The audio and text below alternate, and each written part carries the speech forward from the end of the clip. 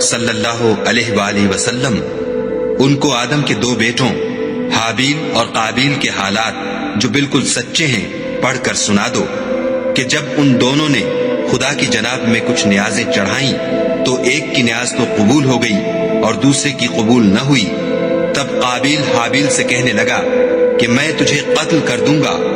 اس نے کہا کہ خدا پرہیزگاروں ہی کی نیاز قبول فرمایا کرتا ہے، اور اگر تو مجھے قتل کرنے کے لیے مجھ پر ہاتھ چلائے گا تو میں تجھ کو قتل کرنے کے لیے تجھ پر ہاتھ نہیں چلاؤں گا۔ مجھے تو خدا رب العالمین سے ڈر لگتا ہے، میں چاہتا ہوں کہ تو میرے گناہ میں بھی ماخوذ ہو اور اپنے گناہ میں بھی، پھر زمرہ اہل دوزخ میں ہو، اور ظالموں کی یہی سزا ہے۔ مگر اس کے نفس نے اس کو بھائی کے قتل ہی کی ترغیب دی تو اس نے اسے قتل کر دیا اور خسارہ اٹھانے والوں میں ہو گیا۔ اب خدا نے ایک کوا بھیجا جو زمین کریدنے لگا تاکہ اسے دکھائے کہ اپنے بھائی کی لاش کو کیوں کر چھپائے۔ کہنے لگا، اے ہے مجھ سے اتنا بھی نہ ہو سکا کہ اس کوے کے برابر ہوتا کہ اپنے بھائی کی لاش چھپا دیتا۔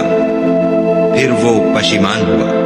اس قتل کی وجہ سے ہم نے بنی اسرائیل پر یہ حکم نازل کیا کہ جو شخص کسی کو ناحق قتل کرے گا، یعنی بغیر اس کے کہ جان کا بدلہ لیا جائے یا ملک میں خرابی کرنے کی سزا دی جائے، اس نے گویا تمام لوگوں کو قتل کیا، اور جو اس کی زندگانی کا موجب ہوا تو گویا تمام لوگوں کی زندگانی کا موجب ہوا۔